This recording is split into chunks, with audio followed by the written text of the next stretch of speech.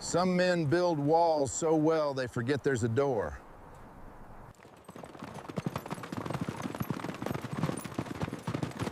He had been standing still for 3 years. Then something arrived that stillness could not stop. She did not look like a woman who had come to be saved. And she looked at him the way no one had looked at him in 3 years. Wyoming Territory, September 1883. The iron had been heating since before the sun cleared the ridge, and by the time the yard filled with men, it glowed the color of something that had stopped being metal and started being intention. 62 men stood along the corral fence at Doss Hollow, and not one of them looked away from the woman kneeling at its center. Ren Callaway did not kneel because her legs had failed her. She knelt because Harland Doss had placed his hand on her shoulder 6 years ago and never fully removed it, and the weight of that hand had become, over time, a grammar she had learned to read the way other women learned scripture. His fingers on her shoulder now were a sentence she already knew the ending of. Her wrists were bound in front of her with a leather strap, looped twice and cinched by a ranch hand named Odell Grant, who had not met her eyes while he did it. The braid in her hair had come loose on one side. Dark strands stuck to her jaw where the morning sweat had pasted them. She kept her spine straight. That was the only inheritance she still held. A spine that would not curve, just because everything around it had learned to expect the curve. Harland Doss crouched to her eye level, the way a man crouches when he wants the intimacy of small distance without the vulnerability of being seen to need it. He was a big man made careful by years of practicing smallness in public, the specific smallness of a man who understood that authority whispered carried further than authority shouted. 6 years, he said, quiet enough that only she heard it first. And you still haven't learned that debts in this territory get paid the way I say they get paid. I've paid it 100 times over, Ren said, and her voice did not shake, though the leather strap had left marks on her wrists that would still be visible a week from now. You just keep changing the number. His hand tightened on her shoulder, not a violent grip, the grip of a man reminding a door that it is a door. Then he stood and raised his voice so the fence line could hear. 62 witnesses, he said, that the debt gets paid the way debts get paid out here, and that marked women don't run. At the edge of the crowd, Sheriff Aldous Whitmore sat his horse and said nothing. He had ridden out that morning at Doss's personal invitation to lend the proceedings the appearance of lawful oversight they did not deserve. He had accepted that invitation, as he had accepted every other small favor Harland Doss had extended over 15 years of careful, patient cultivation, because refusing had long since become more expensive than complying, and because a man who tells himself often enough that he is simply keeping the peace eventually stops being able to hear the difference between peace and silence. Ren noticed him noticing nothing. She noticed everything now, the way a woman learns to notice the exits of every room she has ever been locked into, the 2 ranch hands nearest the fire pit. The younger man tending the iron, barely 19, whose face had not yet hardened enough to hide what he was feeling and who had glanced at her twice already and looked away both times, ashamed of a thing he had no power to stop. The gap in the fence line at the northwest corner where 3 men had spread apart to watch rather than stand close, which meant that gap was the widest opening in the ring. She had been cataloging exits since she was 14 years old. It had become as natural as breathing and nearly as involuntary. The young man tending the iron lifted it slightly from the coals, checking the color. Not yet. A few minutes more. Ren Callaway had been Callaway for 6 years, though no blood connected her to the name, no marriage, no legal claim of any kind beyond a signature her uncle had scratched onto a ledger the week he decided that a 14-year-old girl's labor was worth considerably more to him as collateral than as a niece to be raised properly. Her uncle's name had been Edmund, and he had owed Harland Doss money on a failed cattle venture, and the debt had a number that Edmund could not reach, and so one afternoon in the spring of 1877 he had reached for something else instead. He had signed her name alongside his own on a document that described her as indentured labor against the outstanding balance, and he had shaken Doss's hand across the table, and that had been the end of one life and the beginning of another. Doss had always been careful to say that he had bought the debt, not the girl. He repeated this distinction regularly, as though the words themselves constituted a kind of moral hygiene that cleansed the arrangement of whatever it actually was. The debt had a face now. The debt had hands that scrubbed his floors and salted his meat and mended his shirts and rose before dawn every morning to haul wash water from the well. The debt had a spine that would not bend. For 6 years she had told herself that a debt being a number meant it could eventually reach 0. She had believed this the way people believe things that allow them to keep breathing. Not because it was true, but because the alternative to believing it was a darkness she could not afford to look at directly and still function. Then, 3 months ago, she had found the study ledger unlocked for 11 minutes while Doss argued with a cattle buyer in the yard, and she had read enough of the numbers to understand that debts like hers were never designed to reach 0. They were designed to be renewed. Each year, new charges appeared, new deductions. Food and lodging and incidentals calculated at rates that ensured the principal never shrank fast enough to matter. A debt that renewed itself annually was not a debt at all. It was a cage with a number written on the door to make the door look like a temporary inconvenience rather than a permanent wall. The brand was the next step. She understood this clearly, standing in that study with 11 minutes of stolen knowledge burning in her chest. Marked women were recognized in every town within 200 miles and returned, and the return always cost the woman more than the running had. She had watched it happen to Della Pruitt. Della had been 4 years older than Ren, and sharper in every way that required quickness rather than patience. She had a tongue that cut like good steel, and a laugh that she deployed like a weapon, precisely and economically, in the moments when it would do the most to sustain the morale of whoever was standing nearest to her. She had taught Ren to fold pie dough, and more usefully, to fold her own expression into something unreadable whenever Doss walked into a room. She had taught Ren the difference between silence that protected you and silence that agreed with the man doing the harm, and that the first kind was survival and the second kind was a slow erosion of something you could not get back.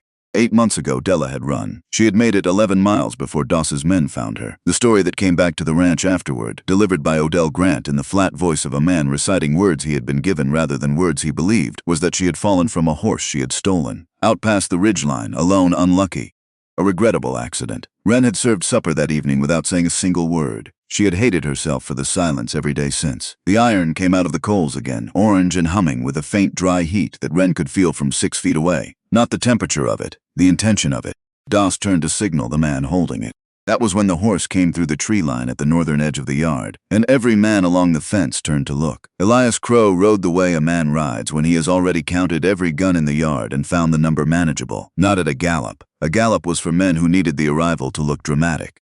He came in at a walk, letting the sound of hooves on packed September dirt do the announcing for him, letting 62 men turn their heads one by one, like a slow wave running the length of the fence, until the only person in that entire yard who had not turned to look was Ren herself.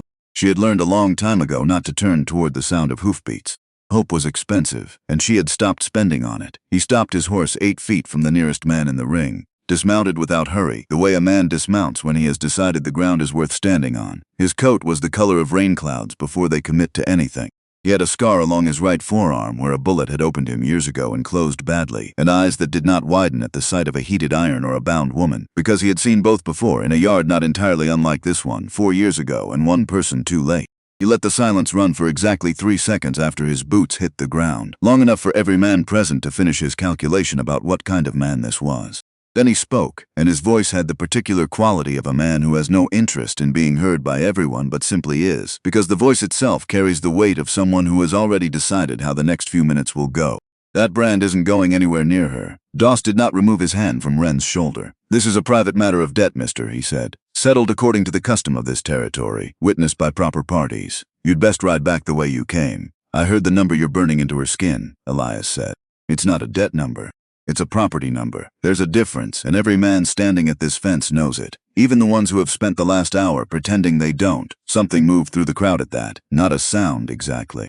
More like a collective adjustment of posture, the particular physical response of men who have just heard something said aloud that they had individually decided not to say, and who are now recalculating what it cost them to continue that silence publicly. 3 men near the northwest gap had gone very still. One of them, older, with the weather-beaten deliberateness of a man who has attended too many events he later wished he hadn't, had already begun easing his horse toward the tree line, slowly enough that it might look accidental.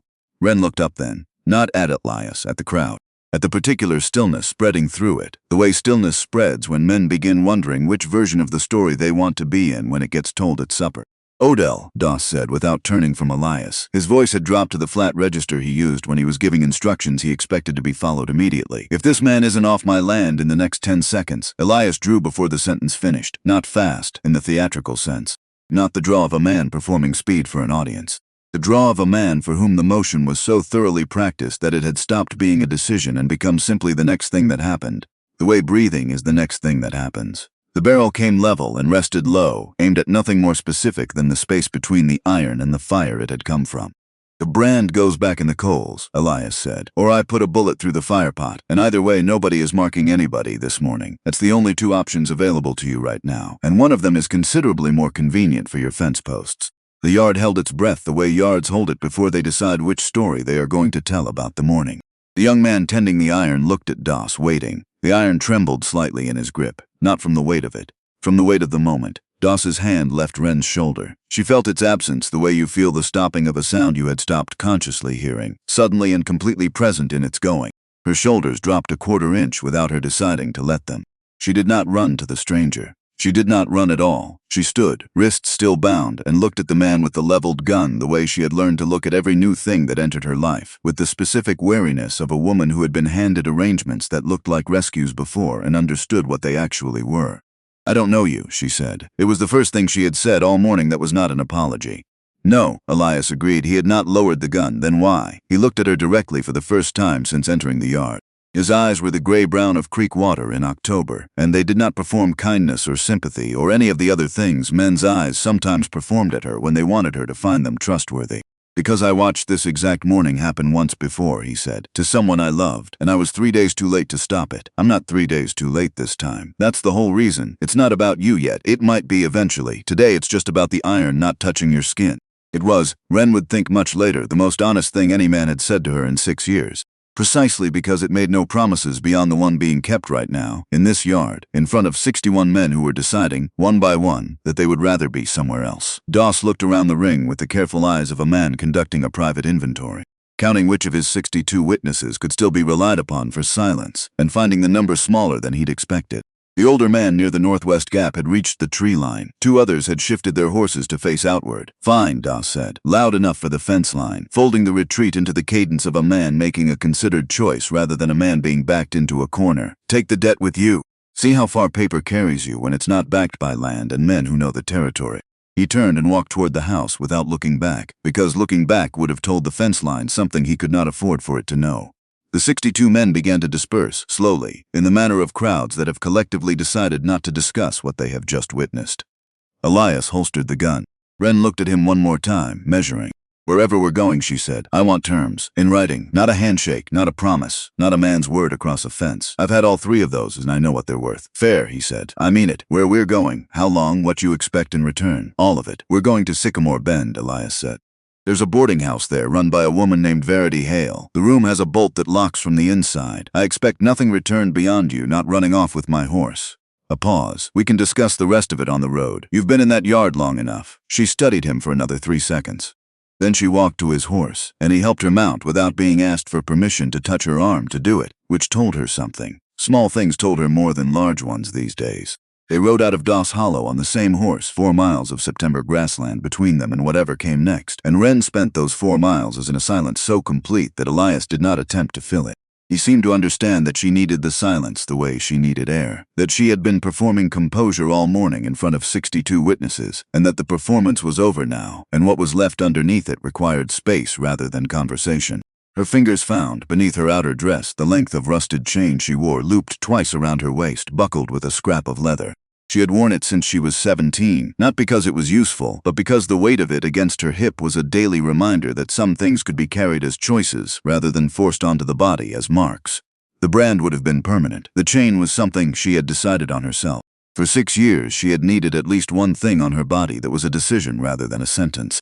"You'll want it written out," she said when 4 miles had done enough work on the silence. "Whatever this arrangement is, already said yes to that. I'm saying it again because men say yes to things in yards and forget them on roads. Then we'll write it when we get there," Elias said.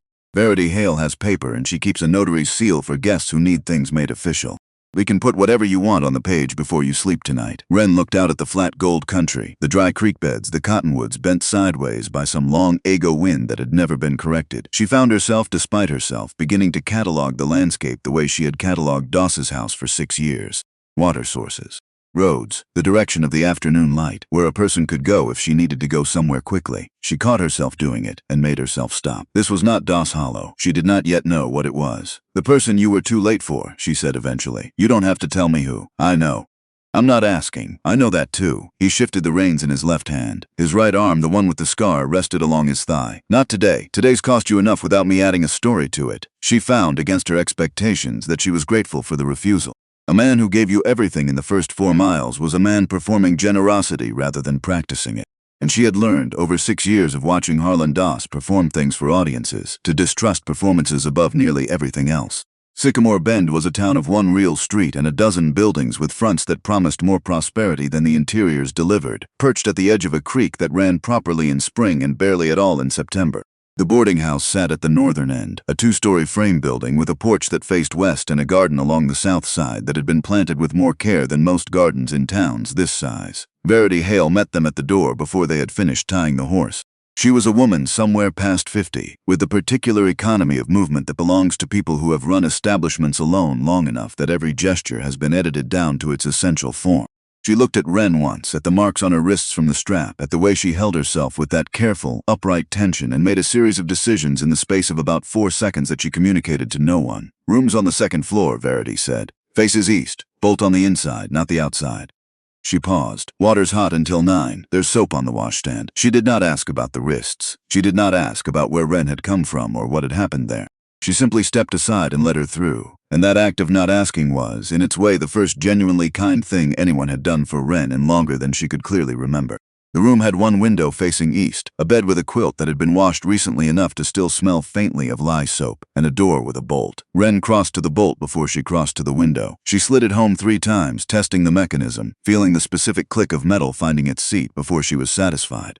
Each click did something to the muscles in her shoulders that 6 years of Doss Hollow had wound as tight as fence wire.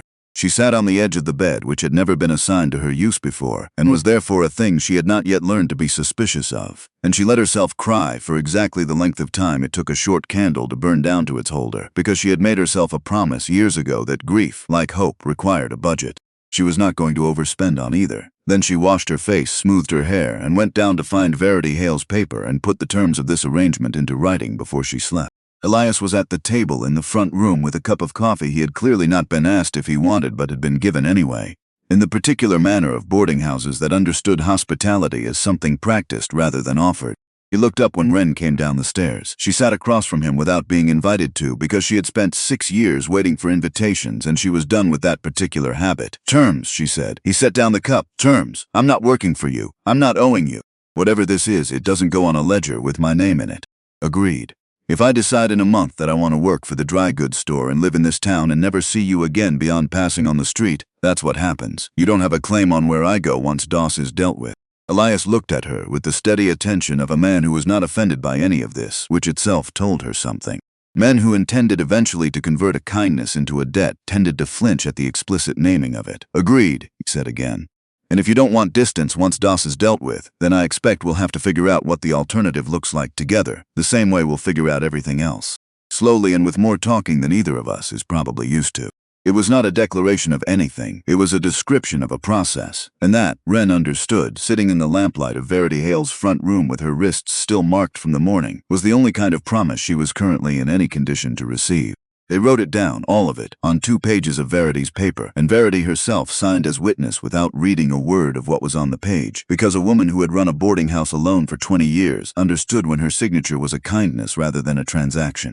Ren kept both copies. She slept that night in a room with a bolt she had tested herself, facing east, and when morning came through the window with the particular quality of light that arrives before the street wakes up and before anyone has made any demands on the day, she sat with it for a long time before she decided what to do with it.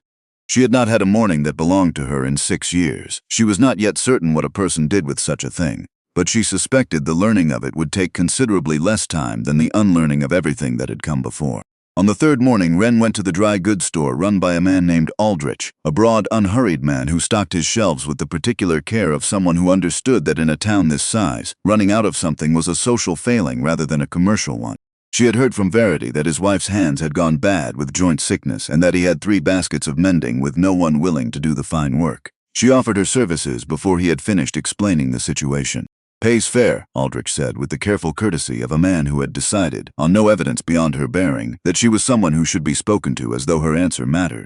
$1.50 a basket based on the quality of the work. It was the first wage she had ever been quoted rather than withheld, the first job she had ever been offered rather than assigned. She said yes before the number had finished landing. That afternoon, she sat in Verity Hale's kitchen with the first basket in her lap, and her hands found again the skill her mother had given her before illness had taken both parents within a single season. The needle moved through the fabric with the practiced ease of something the body remembers even when the mind has been occupied elsewhere for years, and she worked until the light went, and Verity had to bring a lamp to the table without being asked. You've been doing that since childhood, Verity said, watching. My mother's work, Ren said. She could mend anything. Said a careful stitch was a way of saying that what you were repairing was worth repairing. Good philosophy, Verity said, and went back to her own work without elaborating. She had a gift for that, for offering a response that created space rather than filling it. Elias found her in the kitchen the following morning, earlier than he'd expected, already on the second basket. He had been, Verity had mentioned in passing, spending his days in some combination of riding the surrounding roads, watching the approaches to Sycamore Bend, and exchanging letters with a marshal's contact 2 territories east. Come with me, he said, half-mile out of town, dry creek bed. Bring nothing you'd mind getting dusty. She looked at him over the mending. Why? Because you asked me to teach you to shoot, and the offer still stands, and there's no better time than before the town wakes up. She set down the needle and followed him. The creek bed was a flat, pale stretch of dry ground between 2 low banks, sheltered from the road by a stand of scrub oak that had given up being graceful sometime around the last drought. He had set 3 fence posts in the dirt at varying distances, close enough to learn on, far enough to matter. He showed her the gun once, the weight and balance of it, where the hammer sat, where her thumb needed to be, and where it absolutely could not be. Then he stepped back. Try. She was a poor shot the first morning. She knew it and did not perform frustration about it, which he seemed to notice. The second morning she was better. Not good. Better. By the 5th morning, she was putting 3 of 5 rounds into the nearest post at 20 paces, with a consistency that came not from natural talent but from the specific kind of patience that belongs to someone who has learned to absorb information quietly over a long stretch of time and apply it without requiring the process to be faster than it is. You've got a soldier's patience, Elias said, watching her reload with the deliberate care of someone treating the motion as something worth learning correctly rather than quickly. Most people want to be good at this by the 2nd morning. You're willing to be poor at it for a week so you can be right at it for the rest of your life. I've had practice being patient, Ren said. 6 years of it. Turns out it's useful for more than surviving. She thought, standing there in the morning light with the gun in her hands, of all the small competencies Doss Hollow had extracted from her over the years without her consent. The precise fold of a sheet, the correct proportion of salt in a cure, the particular silence required when certain visitors came to the house. Every one of those skills had been taken from her, pulled from her hands and her mind and put in service of someone else's comfort and someone else's ledger. This was different. This was a skill she was building herself, for herself, aimed at nothing but her own protection. The difference sat in her chest like a coal that had finally been placed correctly in the grate, the kind of warmth that comes from a thing being in the right position at last rather than just burning wherever it happened to land.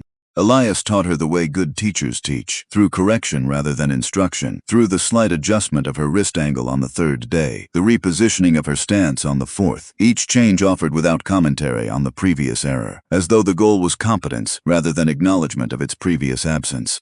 She taught him in return. Not shooting, something more specific. She showed him the way Harland Doss formed his numbers in private correspondence, a habit she had memorized over 6 years of dusting the study and reading, without permission, the shapes of letters she had not yet been allowed to understand the meaning of. She copied the handwriting from memory onto a scrap of paper and showed him how the man made his 3s look like 8s if you did not know to look for the small secondary curve. That's not penmanship, Elias said, studying the paper with the attention of a man who had spent years learning to read documents for the things they tried not to say. That's a man building ambiguity into his own fraud. That's exactly what it is, Ren said. I just didn't have a word for it until just now. Trust, she was learning, built like a dry stone wall. One flat piece tested for stability before the next one went on top. Nothing fixed with mortar. Everything depending on the placement. By the end of the 2nd week, she could sit across from him at Verity's supper table in a silence that did not require either of them to fill it. This was a thing she had believed 1 month ago she would never again be capable of with any man.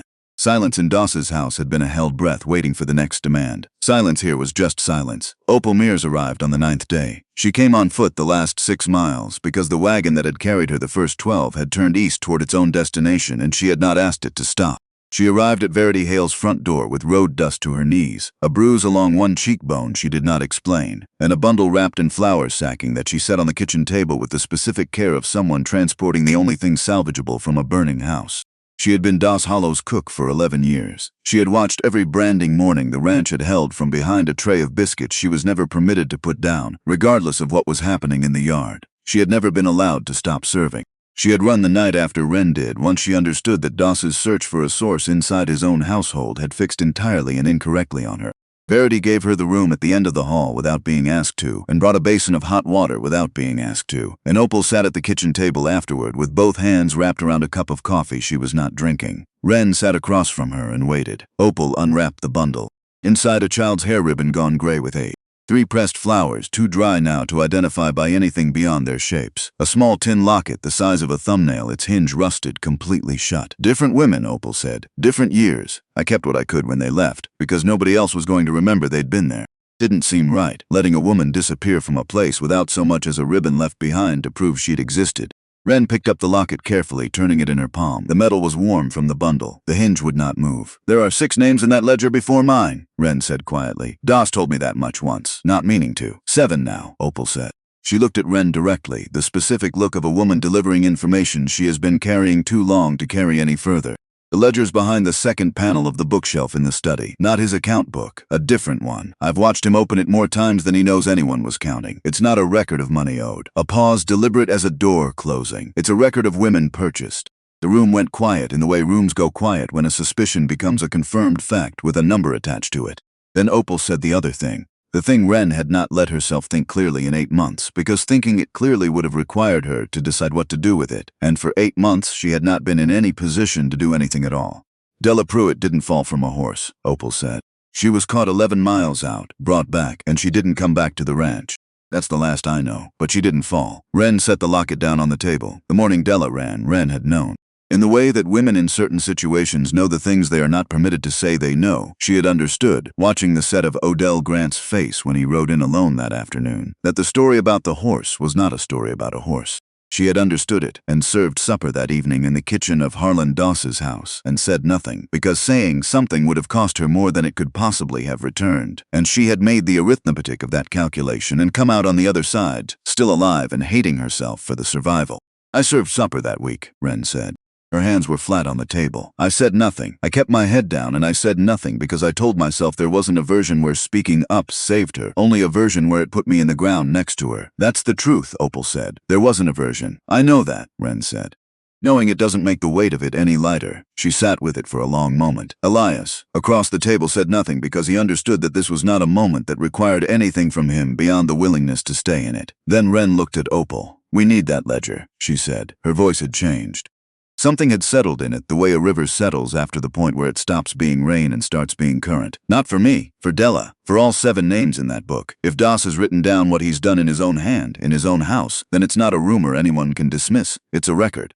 And records can be read in courtrooms." Opel looked at her steadily. "Getting it means going back," Elias said. "I know the house better than anyone he's hired since I left," Ren said. "I know which floorboard creaks outside the study and which window latch sticks in the heat and what time the kitchen goes quiet. You want to stop him with a gun in a yard. I want to stop him with the one thing he's more afraid of than a gun." She touched the edge of the locket gently. His own handwriting, read aloud by someone with the authority to make it matter. The candle on the table had burned down to a stub. Outside, the town had settled into its last sounds of the evening, a dog somewhere, a door closing, the creek running lower than it had any right to in September. Ren picked up the locket again and held it for a moment. Whoever had owned it had pressed a hinge shut rather than let it be taken from them, had chosen what to close rather than have it opened by someone else. She understood that instinct completely. They rode to Milbrook the following morning, Ren and Elias, leaving before the town had fully decided to be awake. The road east ran through country that had given up on shade sometime around midsummer and not yet reconsidered, flat grassland broken by dry washes, and the occasional stand of cottonwood that looked as though it had been placed there by someone who understood the concept of shelter without having the resources to execute it properly. Ren rode without speaking for the first hour, which Elias had come to understand was not absence but process.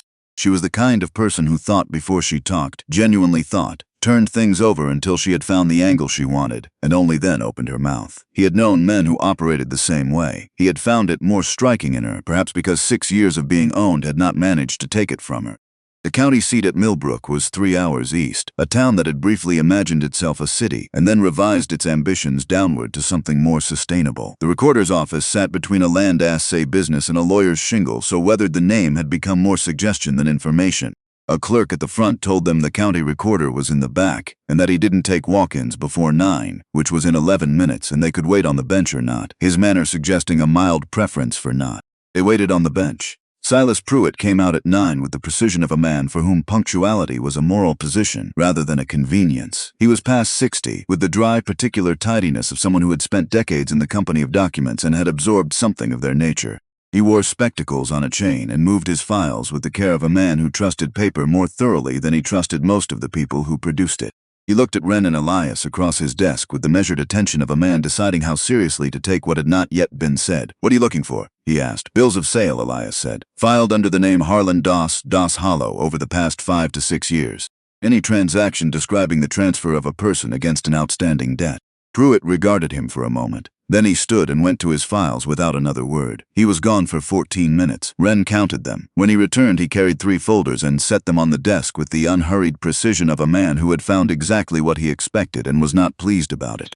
3, he said. Filed in 1878, 1880, and 1882. Each describes a woman, given name only, transferred to satisfy a debt owed to 1H Doss, destination not specified, price noted as paid in full. He adjusted his spectacles and tapped the top folder. In each case, the document bears Doss's signature twice, once as creditor, once as witness. Ren looked at the folders. "He witnessed his own transaction," she said. "He did, which is not technically illegal witnessing. A witness is meant to be a disinterested party. A man cannot witness on his own behalf." Pruitt set his spectacles back on his nose. "Beyond that, a debt sale of this nature requires the signature of the debtor. The person whose debt is being transferred must agree to the transfer in writing, with 2 legitimate witnesses. I see no such signature in any of these 3 documents. I see only Doss's hand twice on each." "Would a court see what you're seeing?" Ren asked. Pruitt looked at her directly. "A court would see it in approximately 4 seconds, miss. The issue in this territory has never been whether fraud can be proven once someone looks at the evidence." A pause, precise and deliberate as everything else about him. "The issue has been finding someone with the authority and the inclination to look." He slid the 3 folders across the desk. "I can make you copies. These are county records, and they don't leave this office, but copies are your right to have." He was already reaching for clean paper. "If you're building toward a courtroom, take everything you can carry. A man like Doss doesn't fall on one document. He requires burying under several." While Pruitt made the copies with the clerk's precise hand, Ren sat in the chair across from his desk and looked at the original documents without touching them. The handwriting was familiar. She had spent 6 years in proximity to it, reading the shape of it from corners and door frames without permission, memorizing the particular way Doss formed certain letters because the body cataloged things the mind had not yet caught up to assigning meaning. She found the 3s that looked like 8s if you did not know to look. Found them in the debt amounts, which told her that the numbers recorded here were not the numbers that had actually changed hands. That even the fraudulent documents contained a second layer of fraud nested inside the first. "He doctored the amounts," she said quietly, more to herself than to Elias. He was beside her in 2 steps. She pointed without touching the paper. "There, and there. The amount recorded doesn't match what I heard him quote to the cattle buyer last spring. He quotes different numbers to different people and records a 3rd number in the official filing. 3 separate figures for the same transaction." Elias looked at the documents for a long moment. "That's not just fraud," he said. "That's a man who has been practicing this long enough that he's built redundancy into the deception. He has an answer prepared for every version of the number someone might challenge him on. He's been doing this for at least 15 years, Ren said. "The ledger at the house goes back to 1869. These 3 documents are the surface of it, the ones that were filed publicly because he felt safe enough to file them. The ledger is the rest." Pruitt returned with the copies, folded into a canvas envelope. He handed them to Ren rather than to Elias, which she noted, and found she appreciated without being able to articulate precisely why. "If you get to a courtroom," Pruitt said, "and I hope you do, come back here first. I'll testify to what I've just shown you. I've been the keeper of this county's records for 22 years. And I have never once signed my name to something I wasn't willing to stand behind in a room full of strangers." He looked at her steadily. "Someone should have looked at these 3 years ago. I regret that someone wasn't me." It was not an apology exactly. It was something more useful than an apology. It was a commitment. They rode back toward Sycamore Bend with the copies inside Ren's coat against her chest and the afternoon light coming at them sideways from the west, long and flat and gold the way September light in Wyoming gets when it has decided to be beautiful about leaving.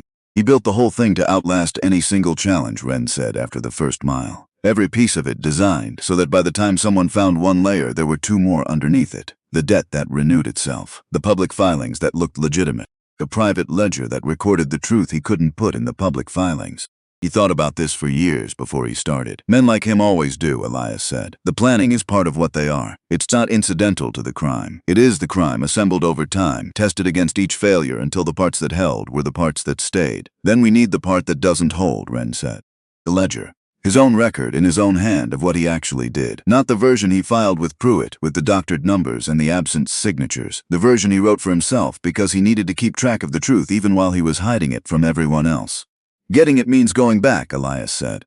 He said it not as an objection but as an inventory of cost, the way a man names the price of something before agreeing to pay it. "I know," Ren said. "I've known since Opel told us about the second shelf panel. There was never another option. There was only the question of when and how. They rode in silence for a while.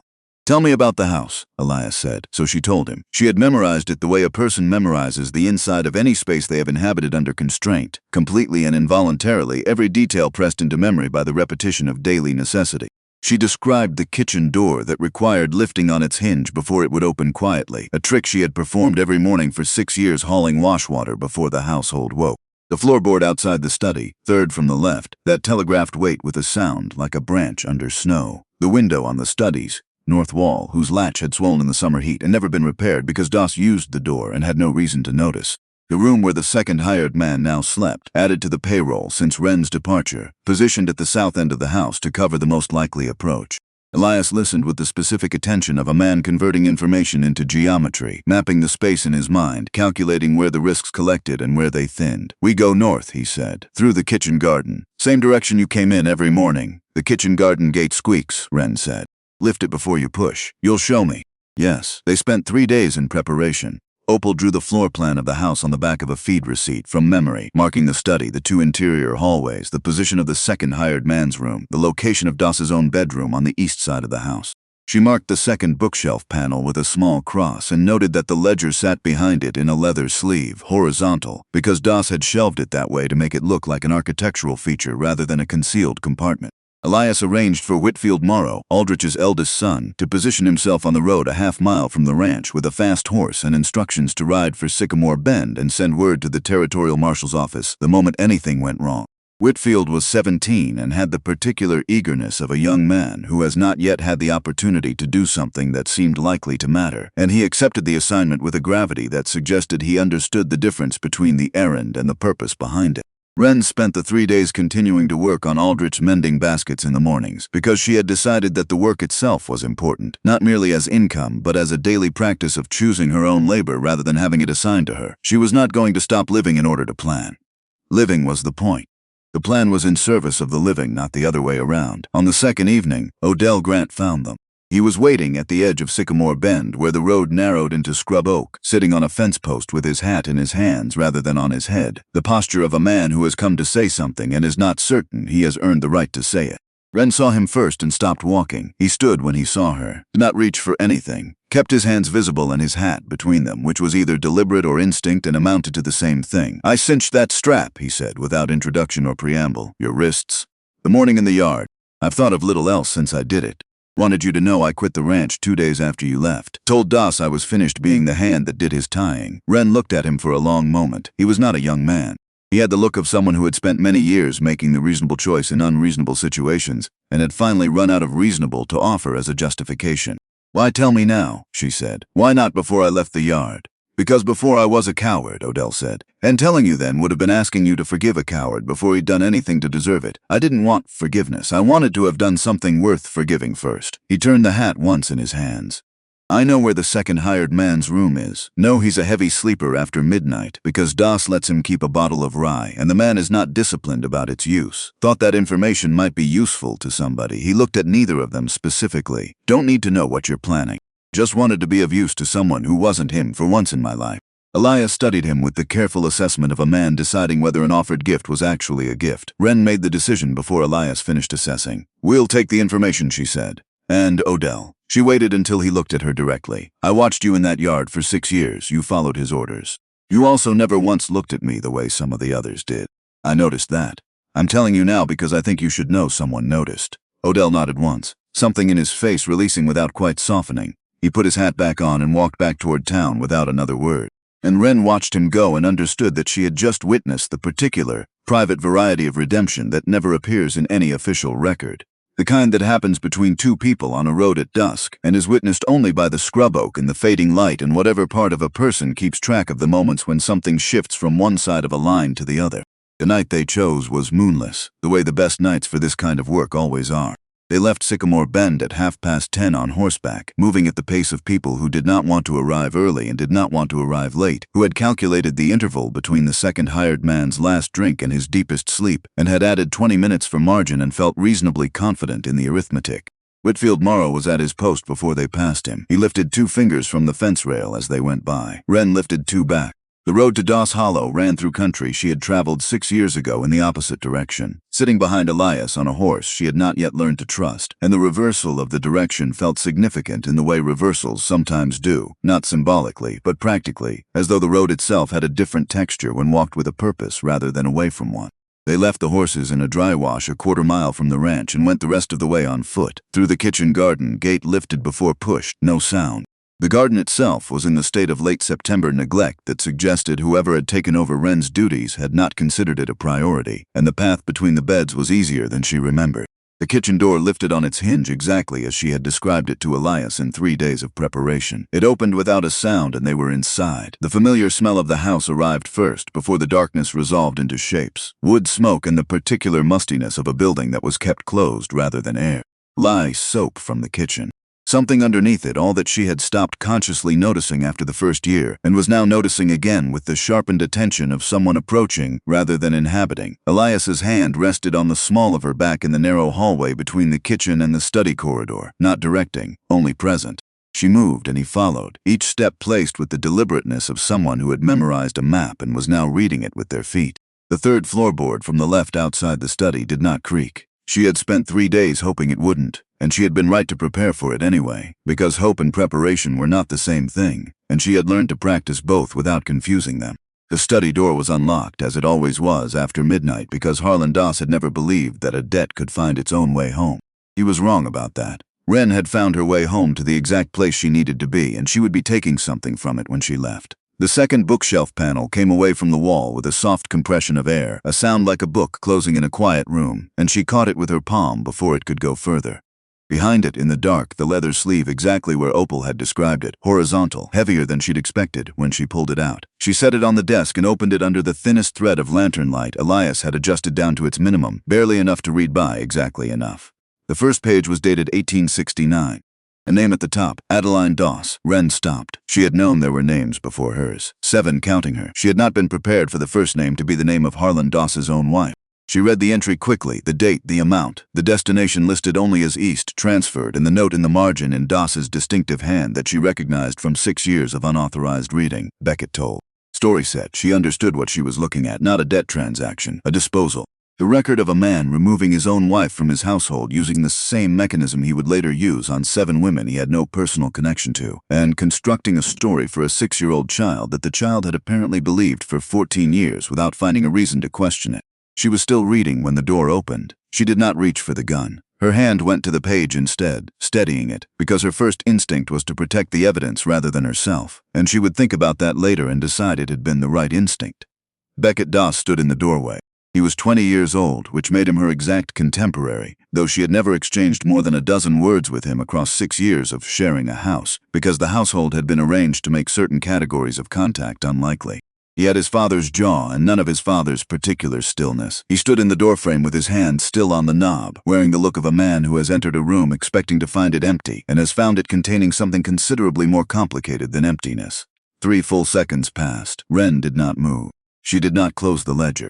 She looked at him across the desk in the thin lantern light and made a decision in approximately the time it takes to draw a breath. She turned to the first page. She pushed the ledger across the desk toward him. Beckett's eyes went down to the page. She watched his face, read the name at the top, watched it change, watched 14 years of a story about a woman who had walked away from her family resolve suddenly into the truth of what the page said, which was that the woman had not walked away at all, that the walking had been arranged by someone who had needed the walking to look voluntary. The date of transfer, a price, a destination listed as East, Beckett told. Story set. He had been 6 years old. The story had been set for him by the man who had produced the ledger entry in the first place, and he had carried it for 14 years because carrying it had been the only option available to a child, and then because questioning it had eventually become more expensive than continuing to believe it, and then because there comes a point in any long deception where the deception is so thoroughly integrated into a person's understanding of their own life that examining it feels like examining the floor you are standing on. He read for 60 seconds the page, the margin note, the date. His hands were shaking, not trembling, shaking the specific movement of a body processing something that the mind is several seconds behind on. Ren waited. She didn't leave, Beckett said. His voice was the voice of a man speaking from somewhere very far back from the surface of himself. No, Ren said. None of them left. Not on their own terms. Every name in this ledger is a woman your father decided he could hold more completely than he was willing to admit in any room with a window. Beckett turned pages. She let him. He had earned the looking, more than she could calculate in the 30 seconds she had known he was in the room, and she was not going to take it from him because she was in a hurry. He found 3 pages further an entry dated April 1882, a name D. Pruitt, a destination, North transferred, a price. He looked up. "This is the woman who fell from the horse," he said. It was not quite a question. "It's the woman who was caught 11 miles out and transferred north," Ren said. "That's what this page says. In your father's hand." Beckett closed the ledger with both hands. The gesture had the specific quality of a person finishing something they had not chosen to begin.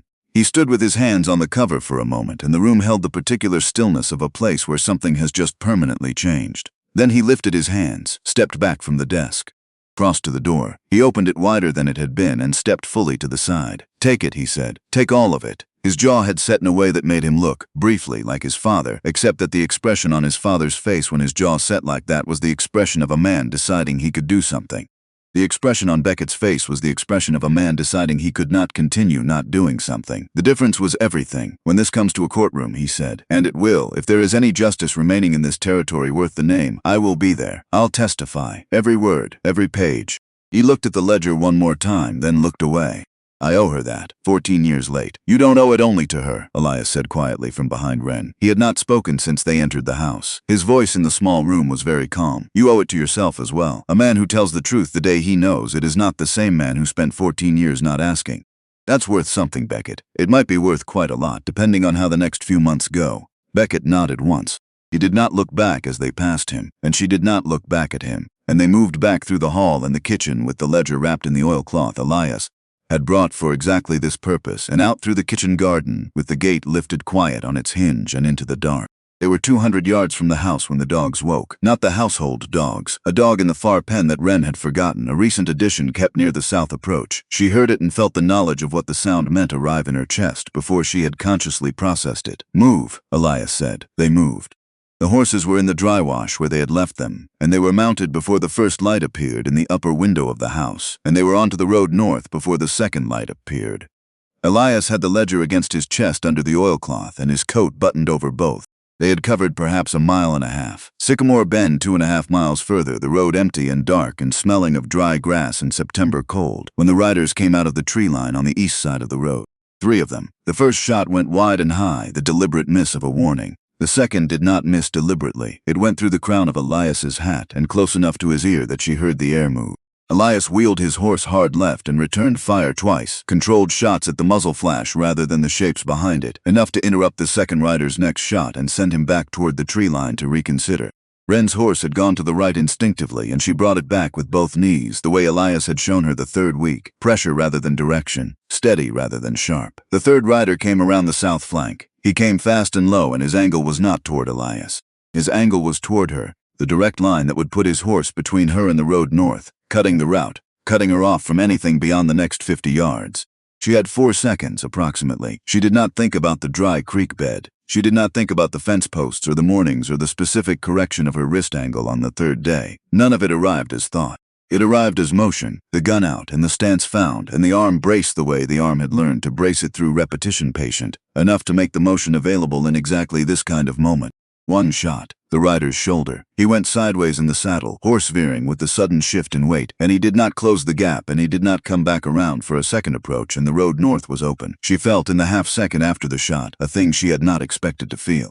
Not satisfaction in any clean sense. Something more complicated than that. The specific grounded certainty of a person who has done a hard thing they prepared for, and found that the preparation held when the moment arrived, and understood that the preparation had been an act of self-respect before it was an act of anything else. "Ride," Elias said. He was already favoring the left, the shoulder. She could see it in the way he held the rein. She had not heard the shot that hit him. She heard it now, in retrospect, in the changed angle of his body. She rode. The last 2 miles to Sycamore Bend she spent low over the horse's neck, watching his silhouette ahead of her in the dark, watching for the lean that would mean he was losing his grip on the saddle, staying close enough to be there if he did. He did not fall.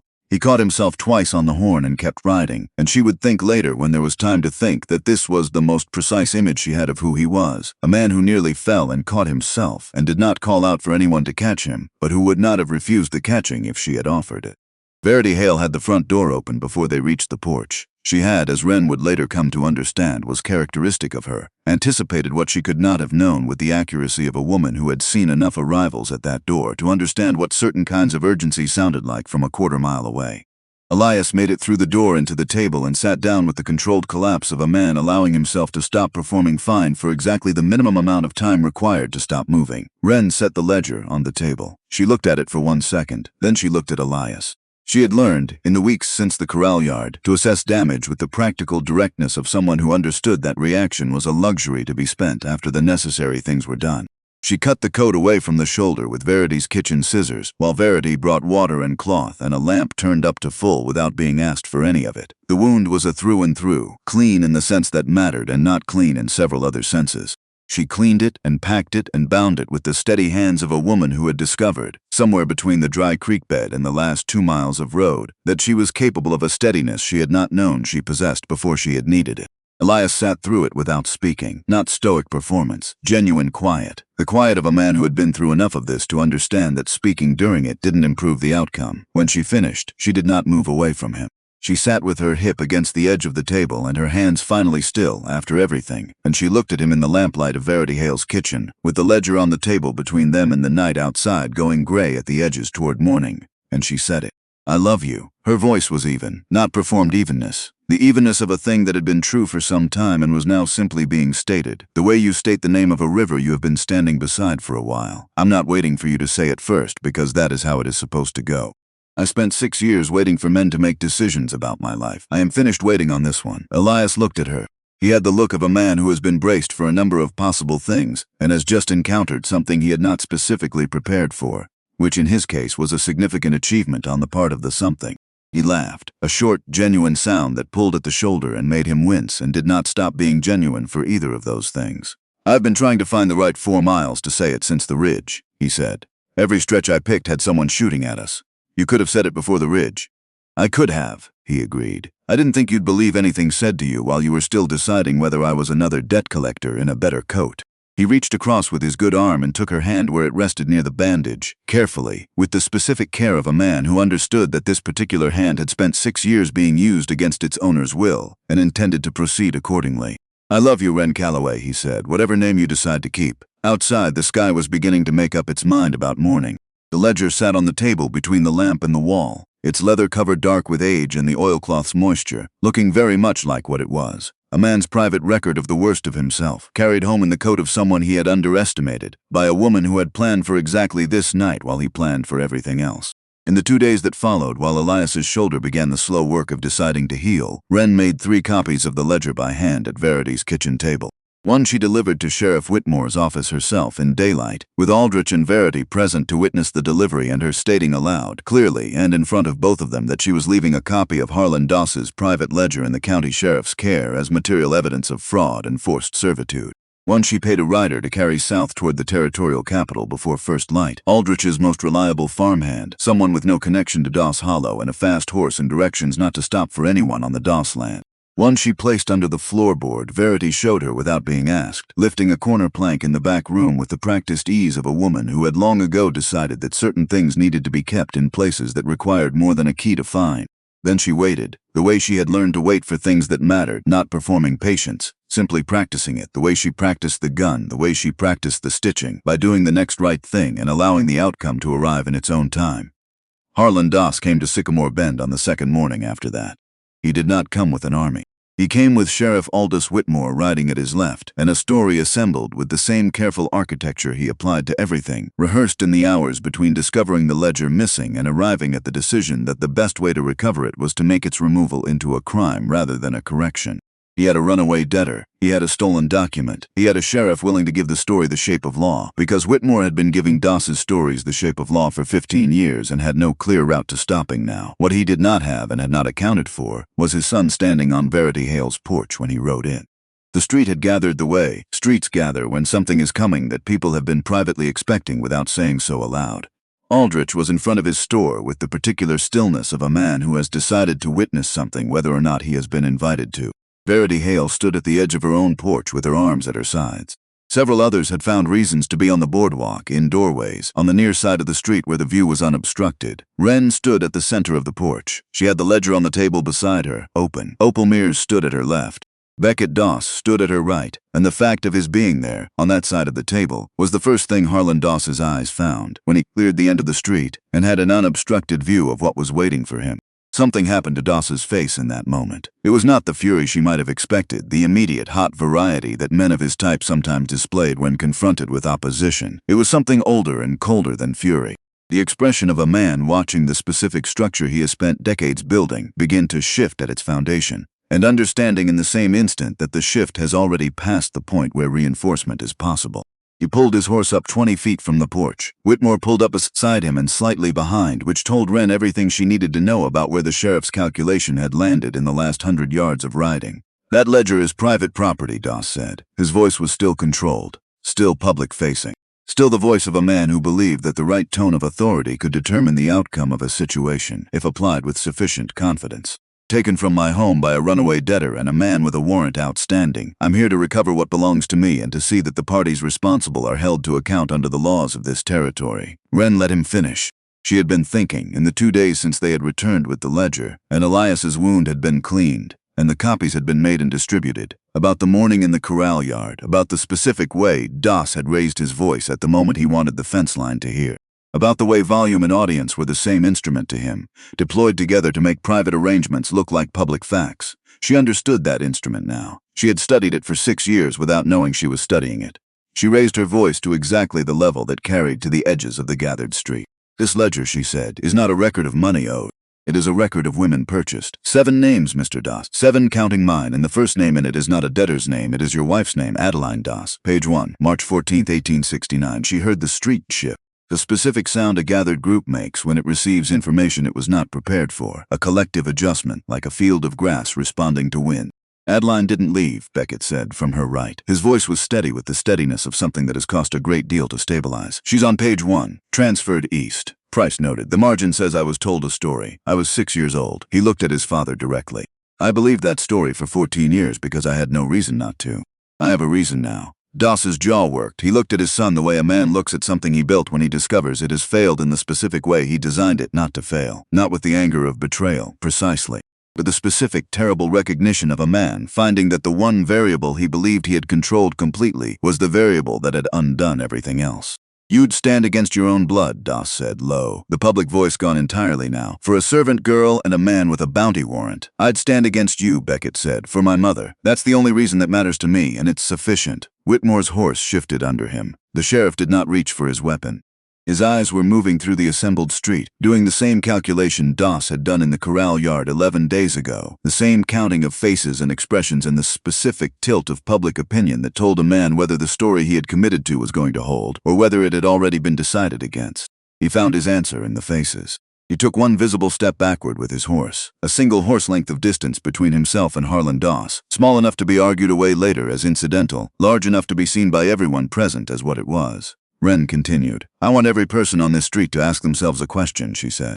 "How many of you have wondered, quietly, in your own minds, where the women go who work Doss Hollow? How many of you have seen a woman arrive at that ranch and not seen her leave by any road you can account for? How many of you decided it was none of your concern?" She paused. "I understand that decision. I lived inside the reason for it for 6 years. A system built the way this one was built depends on people deciding it's none of their concern. That's not a failure of those people. That's a feature of the design. But it is your concern now, because this ledger is a record of 7 women, and it exists in your county, and it was kept by a man who has operated inside your community for 15 years with the confidence of someone who has correctly assessed how many people would keep their eyes on their own business." A woman near the front of the gathered street stepped forward. Ren did not know her. She would learn later that her name was Mrs. Harriet Ainsley, that she had been the schoolteacher in Sycamore Bend for 19 years and had taught 3 generations of the town's children to read and had strong opinions about the uses of literacy. "I've wondered," Mrs. Ainsley said, plainly without performance, looking at Doss rather than at Ren. "I've wondered for years and told myself it wasn't a matter I had any standing to raise. I was wrong about the standing. I simply lacked the courage the standing required." The admission opened something in the street. Other voices, not many but enough, confirming what she had said in their own terms, naming women they had known briefly and then not known at all, asking questions that had been sitting unasked for years in the private portions of their minds. Doss looked around the street one final time. Ren watched him do it. Watched him assess the faces the same way he had assessed the faces in the corral yard, and find the math working against him in the same way it had worked against him there, except that this time there was no Whitmore positioned to lend the proceedings the appearance of lawful oversight, and this time the ledger was open on the table, rather than locked behind a shelf panel, and this time his son was standing on the wrong side of the table. He turned his horse and rode out of Sycamore Bend without another word. Whitmore followed, one horse length behind, and did not look back at the gathered street as he went. Ren watched them go. She stood on that porch with the ledger open and the street still gathered, and Opel beside her and Beckett holding himself together with both hands on the porch rail, and she felt in that moment something she had not anticipated. Not triumph, not the fierce immediate satisfaction she had sometimes imagined in the dark of the boarding house room when she allowed herself to imagine this moment at all. What she felt was tired. Profoundly, specifically tired, the way you feel when you have been holding something heavy for a very long time and have just been allowed to set it down, and the muscles that were holding it don't know yet what to do with the absence of the weight. Elias came out from the doorway where he had been standing with his arm in the sling Verity had fashioned. He stopped beside her and looked at the street returning, slowly, to its ordinary business. "He'll run," Elias said. "He won't get far enough," Ren said. "Not with what's already on the road to the territorial capital." She was right about the second part. She was not entirely right about the first. Doss did not run, not in the way a man runs when he is afraid. He ran in the way a man runs when he is still, even now, convinced that the right action taken quickly enough can reverse the situation, that the problem is not the crime but the evidence, and that evidence, unlike truth, can be destroyed. He rode back to Doss Hollow and spent the afternoon writing 3 letters to men in neighboring territories who had participated in similar arrangements over the years, men whose names would later appear in the correspondence his deputies found in his study, warning them in the careful, indirect language of someone who has long practice at saying dangerous things without saying them outright, that the arrangement would require considerably more discretion going forward. 2 of these letters he did not send. He wrote them and set them on his desk and sat looking at them for a long time, and then he left them there, because the part of him that had built this system over 15 years did not fully believe yet that it was ending, and ending things he had not decided to end was not something he had ever been practiced at. The second thing he did was ride back into Sycamore Bend after midnight. He went to the sheriff's office. Whitmore, who had spent the evening doing his own version of Doss's calculation and arriving at his own conclusions about which way things were tilting, had not locked the door, whether out of resignation or complicity or some mixture of both that he would spend the rest of his life unsuccessfully sorting out. Doss went in, found the copy of the ledger that Ren had delivered to the office in daylight with 2 witnesses present, and he set fire to the building with the specific, focused efficiency of a man who has decided that fire is the solution to a paper problem. The fire caught fast in the dry September night and lit the street orange from 3 blocks away. The town came out of its houses. Buckets passed hand to hand in a line that formed without anyone giving the order to form it, because the line-forming instinct is older than the instinct to calculate whether the building is worth saving. And Sycamore Bend was a town made largely of wood, and the understanding of what fire meant in a town made largely of wood was as close to universal as anything in the territory. Beckett Doss was among the first out of the boarding house, still in his shirt sleeves, and he stood in the street watching the sheriff's office burn with an expression that Ren, standing beside him, could not fully read in the firelight because it contained too many things at once, grief and certainty and the specific, exhausted relief of a man who has made a decision and is watching its consequences arrive and finding that the consequences, terrible as they are preferable to the alternative of having not made it. "He's just handed us the rest of it," Elias said quietly, from Ren's other side. "I know," she said. "A man who burns a building to destroy evidence has, in front of witnesses, demonstrated that he believed the evidence was worth destroying. That's not a defense. That's a confession with fire as its medium." "I know," she said again. "I planned for it." Elias looked at her. "The 2 copies," she said. "One is under Verity's floor. One left for the territorial capital 2 days ago with a rider who took the southern route so he wouldn't cross paths with anyone riding from Doss Hollow." She watched the fire for a moment. "I've lived with a man who believed that destroying the evidence of a thing was the same as destroying the thing itself. I've known for 6 years that it isn't." Beckett was already speaking, not to her. To the assembled town, standing in the firelit street, turning to face the people who had come out of their houses to watch the building burn, and beginning to talk in the voice of a man who has decided that if he does not say it now in public in front of witnesses, he will find a way to not say it, and he is finished finding ways to not say things. He spoke for a long time. He spoke about the ledger and what was in it. He spoke about his mother, Adeline, and the story he had been given at 6, and the page he had read at 20, and the distance between those 2 things that he would be crossing for the rest of his life. He spoke about Della Pruitt, whose name appeared in April 1882 with a destination and a price, and about the fact that the story about a horse had not been a story about a horse, and about what it meant that he had been in that house while the story was being distributed and had not asked a single question because the asking had seemed less manageable than the not asking. His voice broke once on the word sold, and he did not stop talking when it broke, and the town listened with the specific quality of attention that people give to someone saying something they have needed to hear someone say for a long time. Ren watched the fire and let him speak, and did not add anything because he had earned the saying of it in a way that could not be shared without being diminished, and because she understood that what the town needed in this moment was not her voice but his. Not the voice of the woman who had been wronged, but the voice of the man who had inherited the benefit of the wrongdoing without knowing it, and was now, publicly, returning what he could of it. Marshal Virgil Coates arrived on the third morning. He was a broad, unhurried man who had the look of someone who had been riding hard for 2 days and had decided somewhere along the way that looking as though he had been riding hard was a choice he could make or not make, and had elected not to. He came in dust-covered but composed, with 2 deputies in a manner that suggested he had seen enough of this particular variety of crime across tough territories that the sight of it no longer surprised him, which was, Ren understood, both a reassurance and a grief. He took statements in Verity Hale's front room at the table that had become over the preceding weeks the center of this particular operation. Opel first, then Beckett, then Elias, who sat through it with his arm in the sling and answered each question with the economy of a man who has given legal testimony before and understands that precision is more useful than elaboration. Then Ren.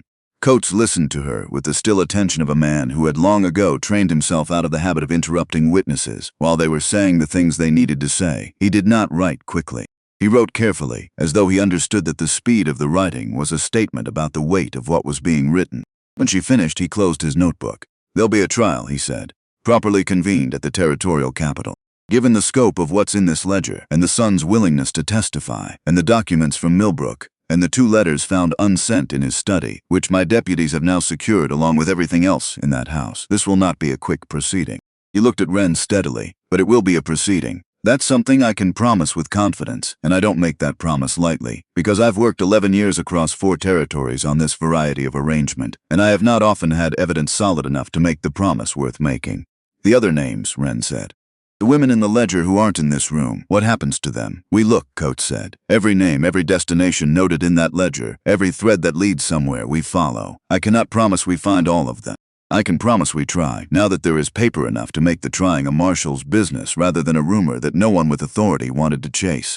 "Della Pruitt," Ren said. "April 1882. She's in the ledger with a destination north and a price. She doesn't come back to a room in this case. She comes back to a headstone if she's lucky, and to someone who says her name in a courtroom as a fact rather than a story about a horse." Coates met her eyes. "Miss Callaway, I will personally ensure that name is spoken in that courtroom." Harland Doss was taken from Sycamore Bend in irons the following morning. He walked to the marshal's horse with the composure of a man who had not yet fully accepted that the situation was permanent, who still believed, at some level below the surface of his expression, that the right word said to the right person in the right moment could restructure the outcome in his favor.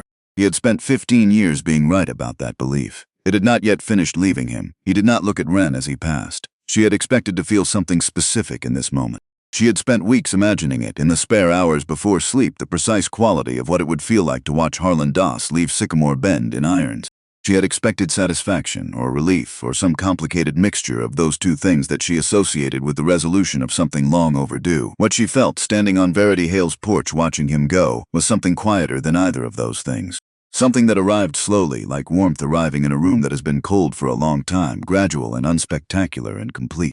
6 years. She had been 14 years old when Edmund signed her name on a stranger's ledger, and she was 20 now, standing in September morning light in a town that was not Hollow, watching the man who had held that ledger being walked to a horse he had not chosen to ride. She had expected to feel larger than she did. She felt instead exactly her own size, which was, she came to understand slowly, standing there with the frost just leaving the boards under her boots, the precise feeling of a person who has been allowed finally to stop being someone else's number and begin being only themselves. That feeling, it turned out, was not small at all. Whitmore lost his badge within the week. The territorial authorities' review of his conduct, expedited by Coates's personal interest and the testimony of 2 witnesses who had been present at the corral yard branding, resulted in a formal finding of willful negligence and complicity in the concealment of fraud, and he was barred from holding public office in the territory for the remainder of his life, which was a sentence that Ren understood was inadequate in a precise way that no legal proceeding could fully address, because the adequate sentence for 15 years of purchased silence did not exist in any statute she was aware of. She found she could accept that inadequacy without it becoming the thing she carried. There were enough things to carry already, and she had become, over the course of a very instructive 6 weeks, considerably more selective about what she agreed to hold. The trial convened at the territorial capital 3 months later, in December, when the grassland had gone brown and the mornings were hard with frost and the roads that connected Sycamore Bend to the rest of the territory had taken on the particular unreliability of their season. Ren rode the distance with Elias and Opel, 3 days on horseback in the cold, and spent the nights at way stations that were not Verity Hale's boarding house, and were therefore acceptable in precisely the way that things are acceptable, when you have learned not to require comfort as a precondition for proceeding. Beckett had arrived 2 days ahead of them, alone, and had spent both days in the territorial library reading records from 1869 forward with the focused determination of a man who has decided that understanding the full shape of a thing is the price he owes for having lived inside it without knowing what it was. He testified on the 3rd day of the trial and spoke for 4 hours. Ren sat in the gallery and listened to him walk the jury through the architecture of his own childhood, the specific construction of a story that had been built to be believed by a 6-year-old and maintained with sufficient care that the 6-year-old had grown into a 20-year-old without finding a seam in it. He named dates and amounts in the margin note he had read in the lamplight of his father's study, while a woman who had lived in his house for 6 years watched his face do the work of receiving information that changes the shape of everything adjacent to it. His voice broke on the word soul. It broke in the same place it had broken in the firelit street, which told Ren that the breaking was not performance but location, that there was something specific in that word, in that particular moment of understanding that his mother had been transferred like a number in an accounting ledger on a page of his father's private record, that would break in that place every time he came to it, and that he had decided to keep coming to it regardless, because the alternative was to stop speaking the truth in order to protect himself from the feeling of speaking it. And that was a bargain he had watched one man make for 15 years and had decided, standing in a doorway in the dark with a ledger open on a desk, that he was not going to make it himself. He did not stop when it broke. He kept going. Ren testified on the 4th day. She had thought about what she would say for 3 months, not rehearsed exactly.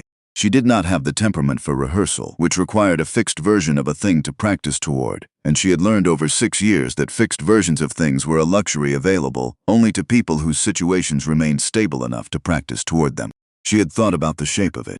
The essential thing she wanted the 12 men in the jury box to understand, not the details of the ledger, which Coates and Beckett had laid out with thoroughness, not the specifics of the branding morning, which Opel had described with a cook's precision for relevant detail, but the underlying structure of what Doss had built and why it had worked as long as it had. She stood before the jury with the same upright stillness she had maintained in the corral yard 3 months before, spine straight, voice even, and she told them, "He built a system," she said, in which a woman's entire life could be converted into a number that was always slightly higher than the number she could reach. The debt was designed not to be paid. It was designed to be renewed. Each year it grew because he added to it each year, and each addition was calculated to ensure that the distance between what was owed and what was earnable stayed constant. It never got closer. He made sure of that. She paused and looked at the 12 faces in the jury box. "I want you to understand what it is to live inside a number that won't come down. You begin to believe the number is real. You begin to believe that your labor, your time, your body, your years are genuinely worth what the number says they're worth to the man holding the ledger. That's what the system is designed to produce. Not a woman who is chained. A woman who has been convinced the chain is mathematics." She told them about Della. Not the official record version which Coates had entered as evidence, but the lived version. The woman who had taught her to fold pie dough and to fold her own expression. The laugh deployed like a well-timed tool in a kitchen doorway at the precise moment when someone standing nearby needed to be reminded that laughter was still a thing available to people in their situation. The morning Odell Grant had ridden in alone, and the story he had delivered in the flat voice of a man reciting something he did not believe. The supper she had served that evening without a word. I have asked myself, every day since I left that ranch, what the correct thing to do that evening would have been. Speaking would not have saved her. I know that. But speaking would have been a true thing, and I chose a false silence instead, because the arithmetic of my own survival said silence was cheaper. That arithmetic was Harland Doss's greatest accomplishment. He had made the cost of truth higher than the cost of silence in every room he controlled. and he had done it so completely and over such a long time that I made his calculation for him without his needing to be present. She looked at the jury. That is what this trial is about. Not the ledger, exactly. Not the individual transactions, though those are crimes and should be addressed as crimes. It is about a man who spent 15 years making the truth more expensive than the lie in every room he occupied, and who relied on the rest of us making his calculations for him in his absence. I am telling you now that I will not make those calculations anymore. I am asking you to refuse to make them either. The jury deliberated for 6 hours. They returned a verdict of guilty on every count before them: fraud, forced servitude, the unlawful transfer of persons under fraudulent contractual pretense, and on the strength of testimony from 2 former ranch hands who had come forward in the 3rd week of the trial, when the proceedings had drawn enough public attention that the cost of silence had shifted for them as it had shifted for others, a charge of manslaughter in the death of Della Pruitt, whose transfer north in April 1882 had been recovered in its full details from the records of a ranch operation 2 territories over that had not been careful enough about its own paperwork. Della had not survived the year of her transfer. The record was plain about that. In its impersonal and devastating way, Ren did not attend the sentencing. She had said, in that courtroom, everything she needed to say, and she understood that watching Doss receive his sentence would not add to what had already been done, and might cost her something she preferred to keep. She read Coates's letter on the porch of Verity Hale's boarding house 3 days after returning to Sycamore Bend in the December morning light, with frost on the porch rail and a cup of coffee going cold in her other hand. She read it once. Then she folded it carefully and held it for a moment, the way you hold something whose weight you want to feel one last time before you put it away. Then she went inside and put it in the drawer where she kept the chain. She had not worn the chain since the morning she had walked out of Doss Hollow. She had not needed to. But she kept it because some things deserved to be kept rather than discarded, and because the weight of it in her hand when she opened the drawer was a reminder not of what she had endured but of the specific decision she had made inside the enduring, the choice to carry something rather than have something forced onto her skin. The letter stayed next to the chain, 2 objects that had served their purpose, neither discarded. She opened the office in January. The money came from the sale of Doss Hollow's confiscated cattle, directed by the Territorial Court's restitution order to the establishment of a fund for the women named in the ledger and those who came after them. The notary downstairs drafted the legal papers. Verity Hale extended the use of the 2nd floor of the boarding house for as long as it was needed on terms that Ren wrote out herself and Verity signed without modifying a single word. Opel, who had taught herself figures with the same patient stubbornness she had brought to every other practical skill in her life, kept the books from the first day and did not ask for help with the work until the 3rd month, and by then did not need it. The shingle outside read, "Help for women under contract. Sycamore Bend." Beckett Doss took work at the notary's office downstairs. He had testified for 4 hours in a courtroom against his own father, and had come out the other side still standing, though the standing required a kind of daily recommitment that he did not discuss with anyone except occasionally Ren, who received it without offering comfort too quickly, which was the kind of reception he had needed and had not known to ask for. He visited the grave of Adeline Doss, found at last in a county 2 territories east under the name she had been transferred under, every month without exception, and never complained about the distance, because the distance was not the point. The distance was simply what paying the debt required, and he had decided, standing in a doorway in the dark with a ledger pushed across a desk toward him, that he was not the kind of man who balked at what the debt required. 2 of the 7 women were found in the first 2 months. The first was living 3 counties north under a name she had taken for survival, and had been using long enough that answering to her original name required a moment of deliberate translation, a conscious reaching back through the years to a self she had not been permitted to remain. She wept for a long time when Coates found her and explained that the debt recorded against her name had been declared void by a federal court, and that the man who had recorded it was behind territorial bars, and that she was, in the precise legal language of the ruling, free of any claim arising from the fraudulent instrument in question, and all instruments derivative of it. She came to the office in Sycamore Bend and sat across from Ren at the desk, and Ren told her in the plainest words she had the same thing she would tell every woman who came through that door afterward. "You are not a number. You were never a number. The ledger is evidence now. Your name in it is a record of a crime committed against you, not a record of a debt you owed. You may take whatever time you need in this room before you decide what comes next. There is no hurry. The door bolts from the inside."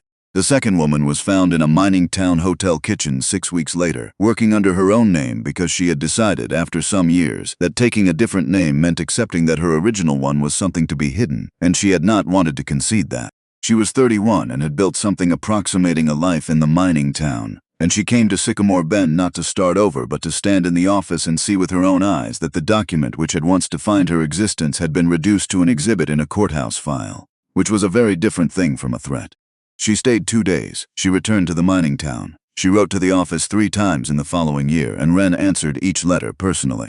The third was found 4 months later, older, married under a new name to a man who had known her only as she was when he met her, which was to say as a complete person with a history she had not yet shared with him. When she shared it, he drove the 70 miles to Sycamore Bend with her and sat beside her in the office across from Ren and held her hand and said almost nothing, which was exactly the right amount to say. And Ren noted it and thought that some men learned correctly without being taught directly, and that this was a rarer thing than it should have been, and not nothing when you found it. 2 names in the ledger were never found. Constance Farrow and the woman listed only as the widow Marsh, whose given name appeared nowhere in Doss's records and whose absence from every search codes conducted in the following 18 months settled eventually into the particular quality of open question that cannot be closed without lying about it. Ren had their names written on a card and pinned it above her desk. Not as failure. As a debt of attention she intended to keep paying for as long as the office stood and as long as she stood with it. Odell Grant took work at Aldrich's store, stocking shelves with the methodical care of a man who has decided that usefulness in a small form is the right scale at which to rebuild a credibility he had spent too many years spending down. He tipped his hat to Ren when they passed on the street, and she returned the nod, and they did not have another conversation about the corral yard. Because the conversation they had already had on the road at dusk had said what needed saying, and adding to it would only have diluted it. Whitfield Morrow, who had sat on a fence rail in the dark, half a mile from Doss Hollow, and lifted 2 fingers from the rail as they passed, took a permanent position at the office writing correspondence and carrying messages between Sycamore Bend and the surrounding territory whenever word came of another woman who needed what the office could provide. He was 18 by the time the office opened and had the particular usefulness of a young person who has done one genuinely difficult thing well and is now committed to the doing of difficult things as a general practice rather than an exception. The locket was opened in the 3rd week of January by a watchmaker on the north end of Sycamore Bend's single street, a slight, precise man who worked the rusted hinge with tools fine enough to move it without breaking it, in under 10 minutes on a Tuesday morning, with winter light coming through his window at a flat, unhelpful angle. Inside the locket was a photograph, small and faded to the point where only the outline of a face remained, the specific oval of a woman's jaw and the dark suggestion of hair, nothing clear enough to identify, nothing lost enough to be meaningless. On the back of the photograph, in handwriting that was gentle in the specific way of someone who had considered each word before committing it to a surface that would outlast the moment of its writing.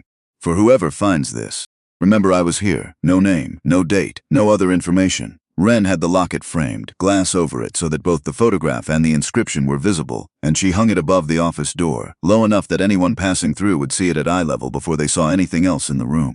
She explained it to Elias the afternoon she hung it, standing back to check the level of the frame against the door. It seemed wrong, she said, to build a place meant to help women be remembered, and not have something in it that proves someone already understood how much that mattered before either of us thought to do anything about it. Elias looked at the frame. His arm was out of the sling by then, the shoulder stiff in cold weather in a way that would probably stay with him, the specific permanent tax that certain injuries levy on the body for the remainder of its use. "Do you know who it belonged to?" he asked. "No. One of the 7, possibly. Or someone before the 7 that we don't have a record for. There's no way to know." She looked at the photograph through the glass. The outline of a jaw, the suggestion of hair. She knew someone might find it. She knew that much. She put it where it could be found, and she wrote something on the back that would matter to whoever found it, even not knowing who that would be or when. "And here you are," Elias said. "Here we are," she said. He put his good arm around her shoulders, careful of the framing wire, and she let herself lean into it, just slightly, the way she had been practicing, in the months since the corral yard, the specific skill of allowing support that was offered freely, which turned out to require more deliberate practice than shooting, and to matter more in the long run. She had commissioned Della's headstone in the 1st week of December, before the ground froze and made the stonecutter's work impossible until spring. She paid him from her own first month's wages at the office rather than from the restitution fund, because she had decided that this particular debt was personal and did not belong to any court settlement, any more than grief belongs to the proceeding that names its cause. The stone read, "Della Pruitt. She taught me to fold the truth inside my own face, remember." She rode the 2 hours to the small cemetery on the edge of what had been Doss Hollow, which had been bought at territorial auction by a family from the east who did not yet know its history, and would learn it eventually and make of that learning what they would. The morning she rode out was clear and cold, the grassland brown and flat under a sky the color of the inside of a tin cup, and she stood beside the stone for a long time in the particular silence of a place where the wind moves through the grass and nothing else does. She did not speak aloud. She was not someone who spoke aloud to graves, believing the person she wanted to speak to was not located in the ground, but rather in the specific absence that her death had made in every room Ren had occupied since. The gap in the air where Della's voice should have been. The shape of a laugh deployed like a well-timed tool in a kitchen doorway at the exact moment when it was most needed. The absence of someone who had taught her, without knowing she was teaching, that the truth could be held inside the body without the body being broken by holding it. She rode back to Sycamore Bend in the early afternoon and arrived before the light changed. The first woman through the door who mattered most came on the morning of the office's opening day, before the ink on the shingle outside had fully cured in the January cold. She was road-worn in the particular way of someone who has been traveling for longer than they expected when they started, and her wrists were chafed from a leather strap much like the one Ren still kept folded in the drawer next to the chain. She stood in the doorway with the particular posture of someone who has spent a long time learning to take up as little space as possible and is not yet certain she has permission to change that habit. Ren was at the desk. She looked up. The woman said, "Please help me." 2 words, the weight of everything behind them. Ren rose from the desk without speaking. She crossed the room. She stood at the woman's eye level, because she had learned in 6 years at Doss Hollow and 6 weeks in Sycamore Bend the difference between standing over someone and standing with them, and took both her wrists gently in her own hands, and began, without hesitation and without asking permission, to work the strap loose. "You're not alone anymore," Ren said. "Let's get you free." Outside, on the porch step in the pale winter light, Elias Crow sat with a clean gun across his knees and the particular quality of stillness that belongs to a man who has made his peace with waiting, who has understood that the most useful thing he can offer is not action but presence, not the solving of a problem but the willingness to remain near it for as long as it takes someone else to do the solving they are entirely capable of doing themselves. He heard her voice through the wall. He looked up once, briefly, at the window. Then he looked back at the road that ran through Sycamore Bend and out the other end toward the rest of the territory, and at the shingle above the door, that said what it said in plain letters for anyone passing to read. He had come to a corral yard in September because he had been 3 days late once and had built his entire subsequent life around the intention of not being 3 days late again. He had not known, riding through that tree line at Doss Hollow on a September morning, that the arithmetic he had been carrying since Nora's death was about to be balanced by something other than guilt. He had not known that such a balancing was possible, had not been looking for it, would not have known what to call it if he had encountered it. He knew what to call it now. He sat in the January light and listened to the sound of Ren Callaway doing for someone else exactly what a stranger's quiet, unhurried arrival had once done for her, and he found that the sound of it was sufficient, more than sufficient. It was the sound of a morning that belonged to someone who had decided what to do with mornings, and that being near that sound, able to hear it through the wall of a building where a shingle outside offered something plain and true to anyone who came looking for it, was the best use of a January day in Wyoming that he could imagine. The road was empty in both directions, not for long. It was never empty for long anymore, not since the shingle went up, not since word had begun moving through the territory the way word moves when it carries something people have been waiting to hear, from one person to another across kitchen tables and dry goods store counters and fence lines, and the long stretches of road between ranches where the grass bends in the wind and the sky holds more weather than you can track from one horizon. The chain was in the drawer, the letter was beside it, the locket hung above the door in its frame of winter light. And in the room above the notary's office on Sycamore Bend's one real street, a woman who had been 14 when someone else signed her name on a ledger was 20 now and sitting across from another woman whose name had been signed the same way, and telling her, in the plainest words available, the same things she intended to keep telling every woman who walked through that door for as long as the door stood open and the shingle held its promise in the cold Wyoming air. You are not a number, you were never a number, and the door bolts from the inside.